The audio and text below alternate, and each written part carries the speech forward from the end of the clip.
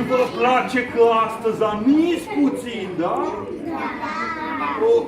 Haideți să-l primim pe moș și să-l colindăm, nu? Măi, ar fi foarte frumos să auzi Haide, moșule, popolinul. ia un loc să ne aud. Păi vreau să aud aici că moșul nu mă aude foarte bine. Se poate să mă colindați? Da? Da. Așa, mai hotărât.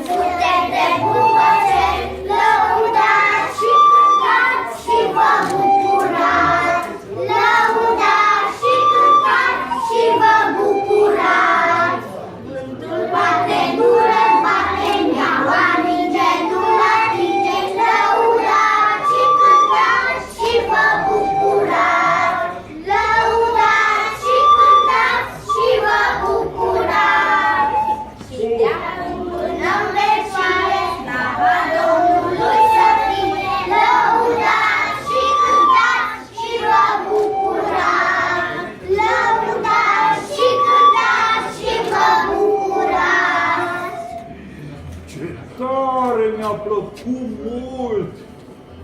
De unde ați învățat? Voi sunteți la școală?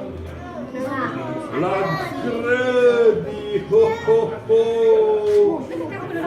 Dacă moșul ar avea telefon, probabil ar face un selfie cu voi.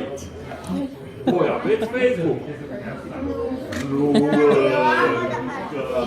Noi avem cărți, moșule. Foarte tare, așa și trebuie! Ați fost cumiți?